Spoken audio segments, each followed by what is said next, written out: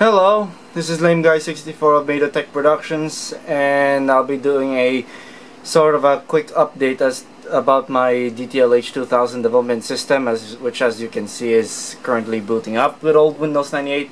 Oh wait, not exactly good old, but well, especially since it's been so long since I've last made a video. I think the last video I've publicly uploaded was probably the DTL-H2000 video, maybe. I'm not sure, but anyhow, I'm just gonna do a quick update and explanation as to why a DTL-H2000 can be very useful for... oh, that's my home. I actually drew that background, by the way. How useful a DTL-H2000 development board set, a functional one at least, is so important to homebrew game development for the PlayStation. Well, basically because it has a debugger, which basically allows you to trace code, watch variables, watch memory, and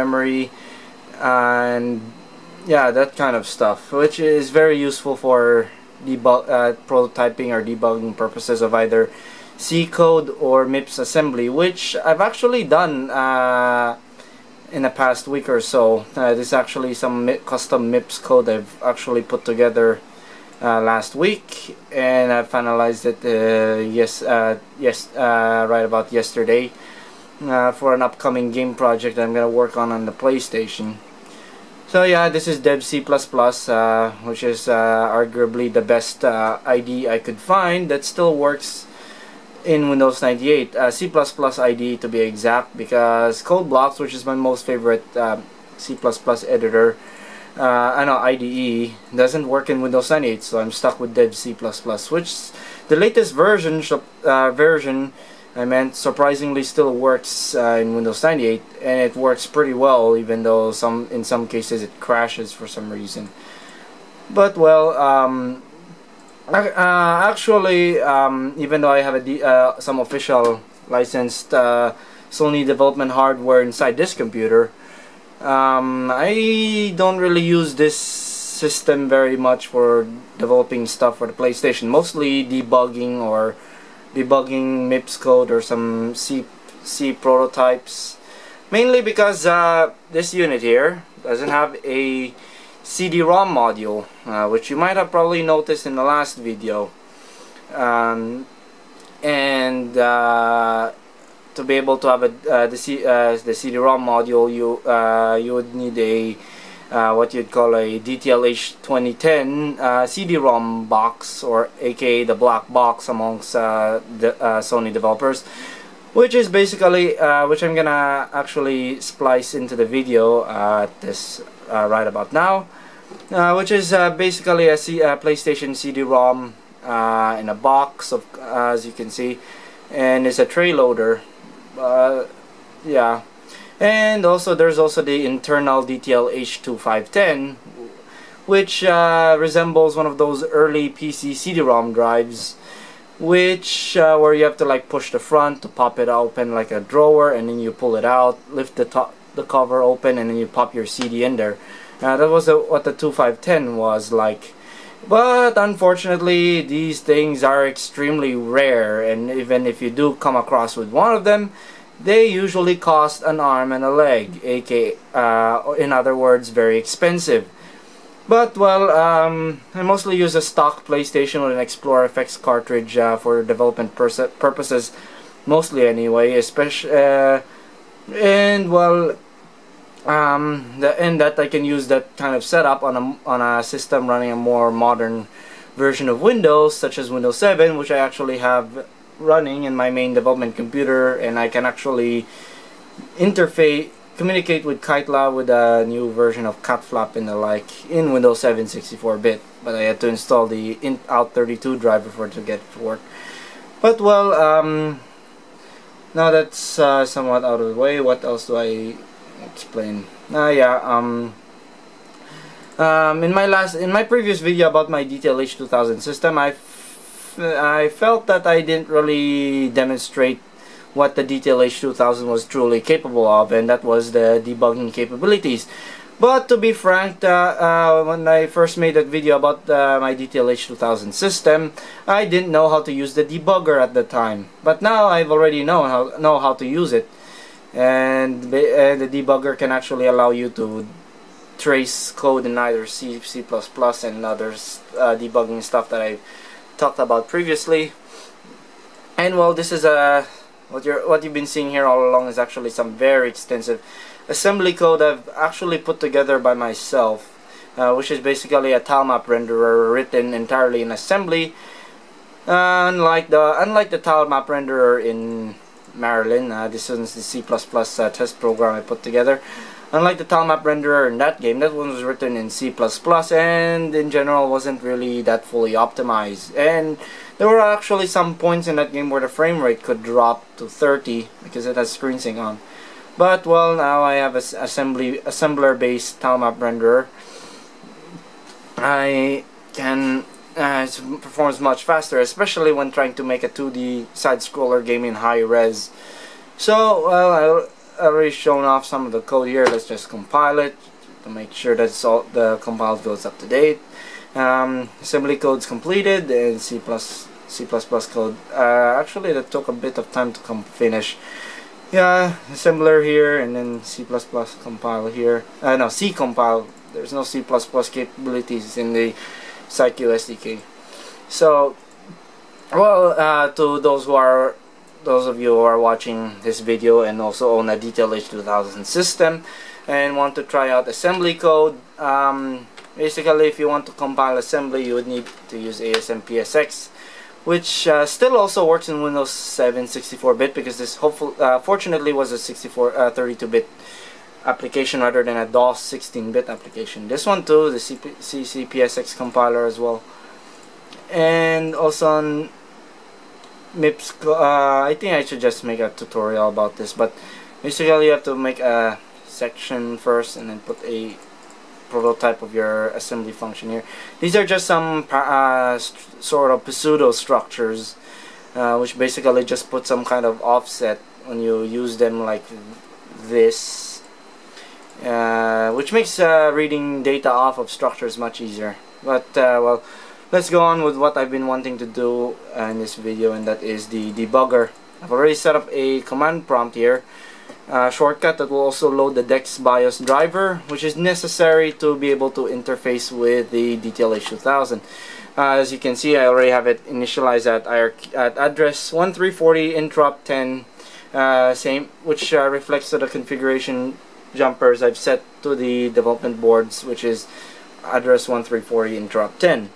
So well, I'm gonna go to my projects folder inside the PSYQ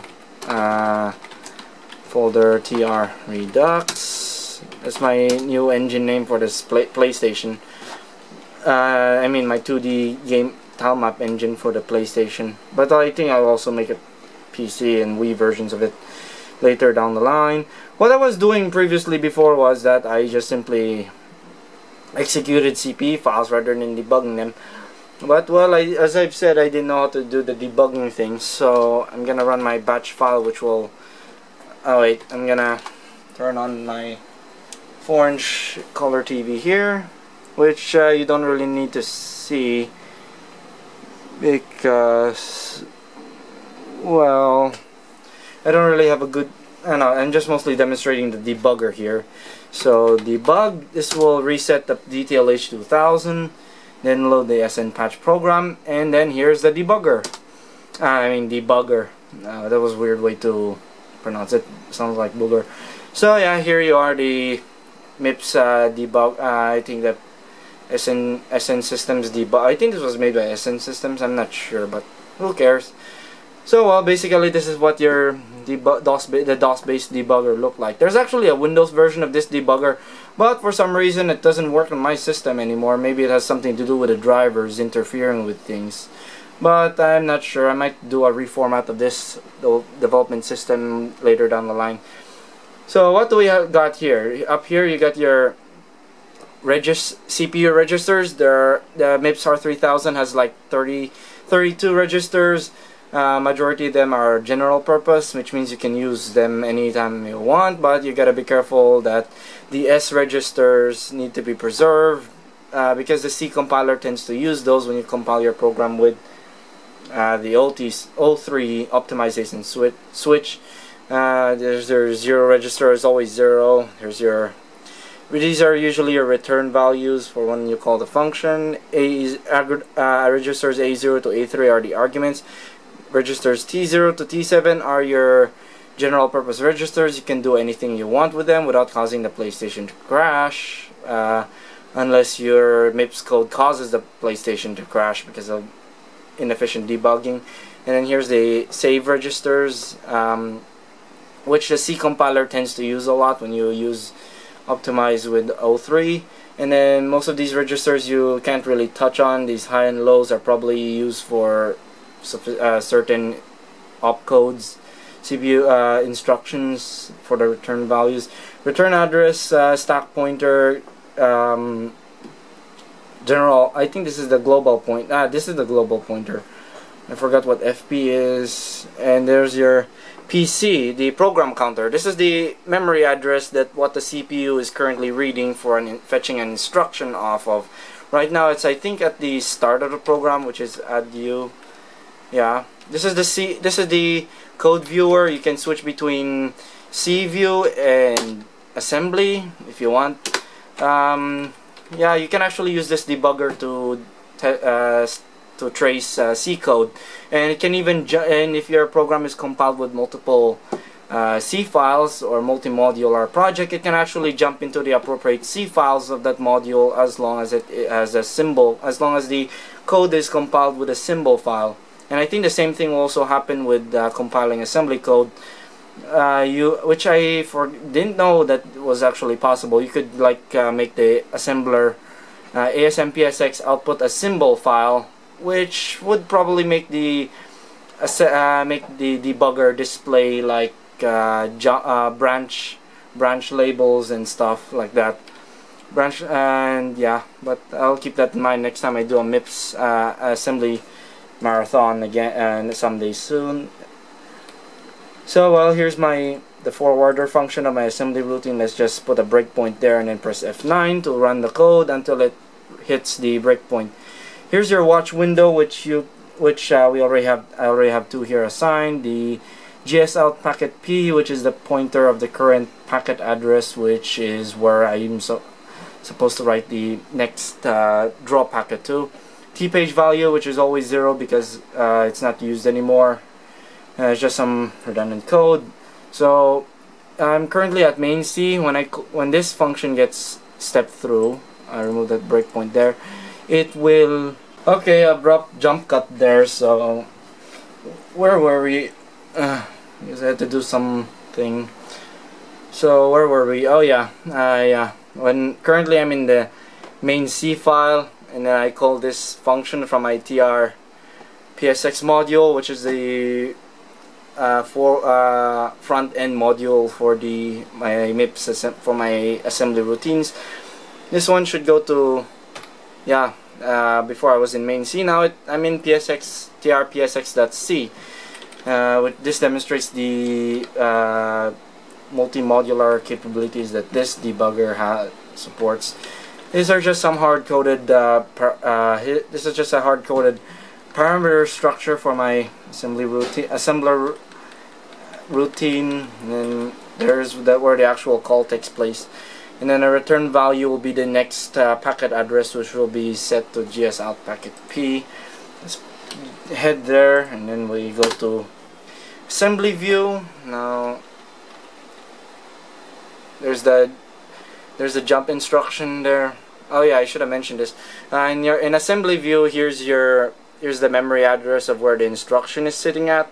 It's always aligned in 4 bytes because MIPS architecture is always very strict with memory alignment, as in words or 32-bit values had to be always aligned in 4-byte intervals, otherwise you get a address fetch load or address error or data load store error because of a non 4-byte aligned memory address. So Here's the memory address of the instruction. Here's the hexadecimal notation of the instruction, and then there's the assembler notation of the instruction, and then those are its arguments. So we're gonna, this one will jump to my assembly routine right there.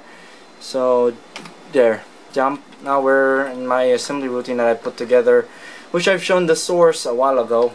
Well, don't worry about me showing off the source. I could just I will eventually upload the TR-PSX code in GitHub when it's somewhat more complete than it is now. So here's the instructions of my assembly routine. So what makes a debugger useful for assembly is that it allows you to, like, step-by-step instructions, and as you could see, every time I step, one of the registers here or here change, and this one allows you to view, to sort of like trace and analyze if your assembly code is working correctly or not.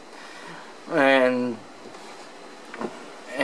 mostly the watch windows for watching variables in C when debugging in C, but the registers are the most important for debugging assembly, because your registers are basically your main variables for when you do assembly for the most part.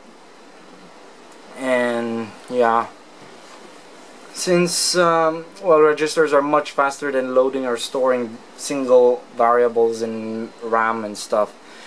So here's my assembly routine. I can't really explain it much without making this video an hour long, and which I don't want. So let's just remove all breakpoints and make the entire program run. And there we have it. Well, you could sadly barely see it though, but it's basically a tile map renderer. As you can see, I'm just scrolling about the test map here. One thing that my custom tile map renderer has going for, compared to what something like the GS sort BG functions that came with libgs from the PSYCU SDK, is that this one supports per tile translucency, which you can see here. The snow tile here is actually translucent, while every other tile is opaque, which is something you can't really do with the stock GS sort BG functions, even though they came from Sony. Well, that's one thing that is important with learning with assembly coding on the PlayStation. It allows you to make pretty much your own routines, whether it be 2D or maybe 3D, all by yourself, with whatever features you want it to have and stuff. Like so yeah, that's pretty much the debugger.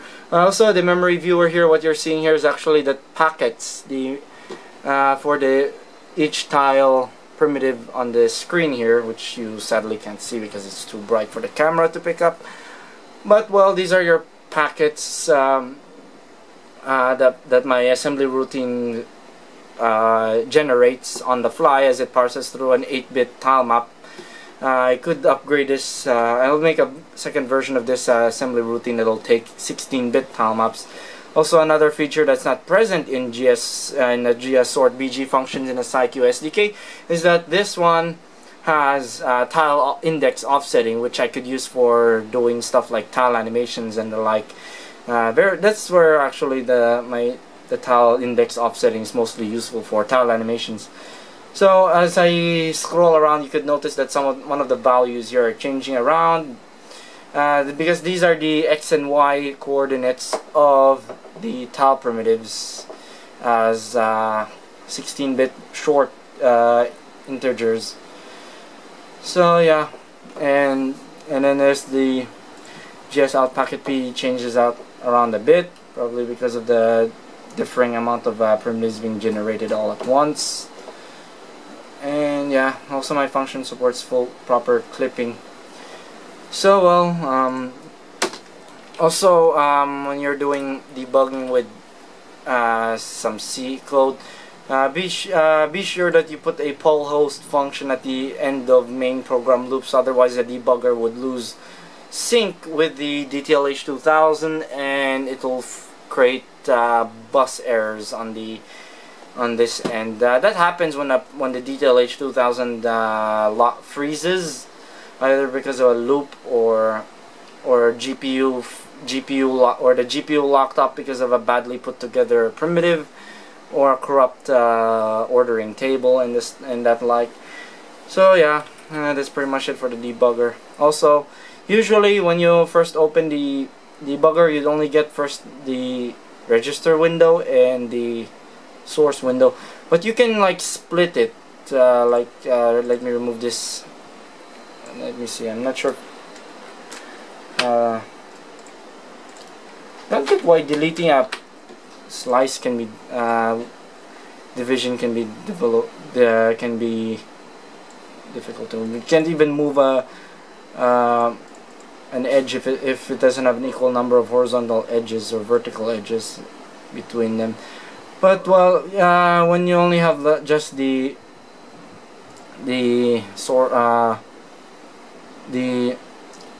register view and source view, you could split with this option here, and then you could change its type here. You could make it view a source file. You could make it a watch window like this.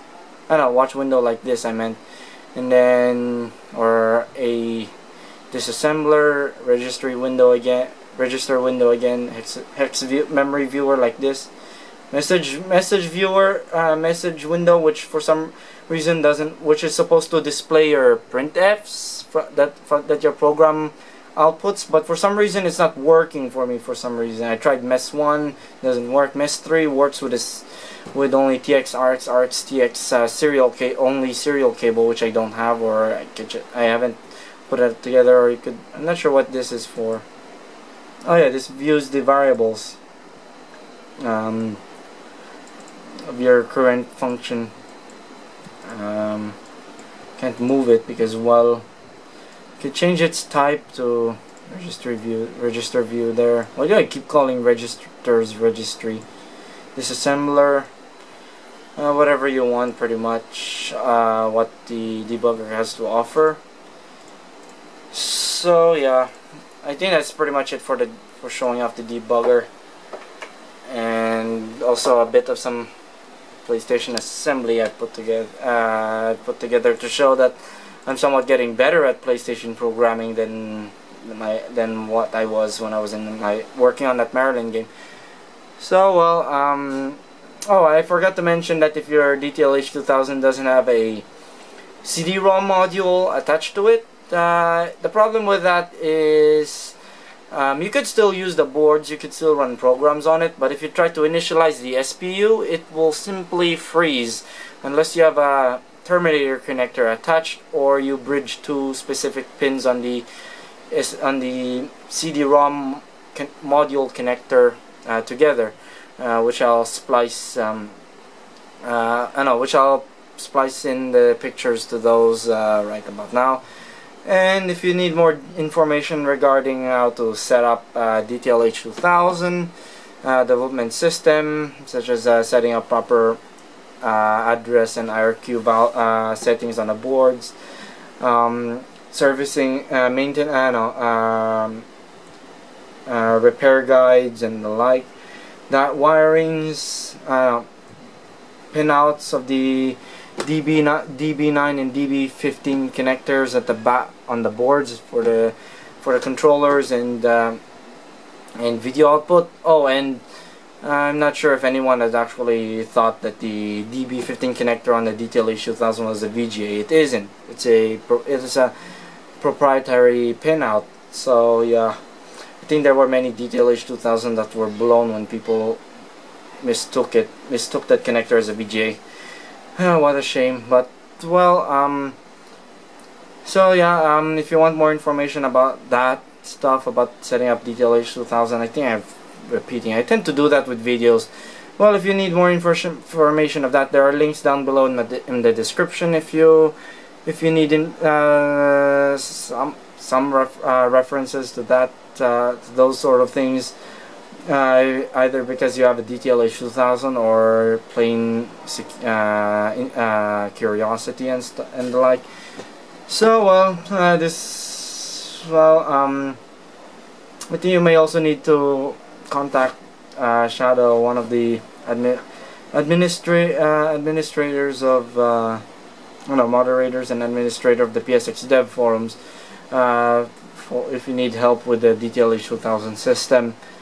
So, well, I guess that's pretty much it for this video, and I hope you enjoyed sitting through this an update video of the DTL-H2000, of my DTL-H2000 system here.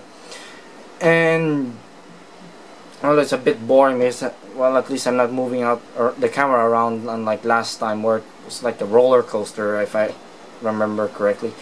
So, well, like, comment, favorite, and subscribe if you want. And Lame Guy 64 is signing out, and see you later.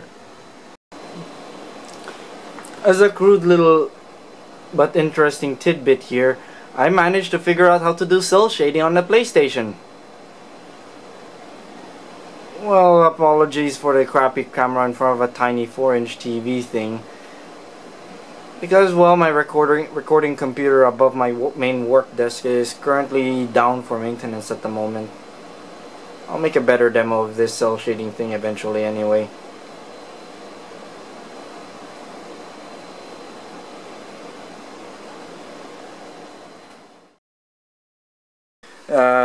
This is the key feature required for being able to debug assembly code.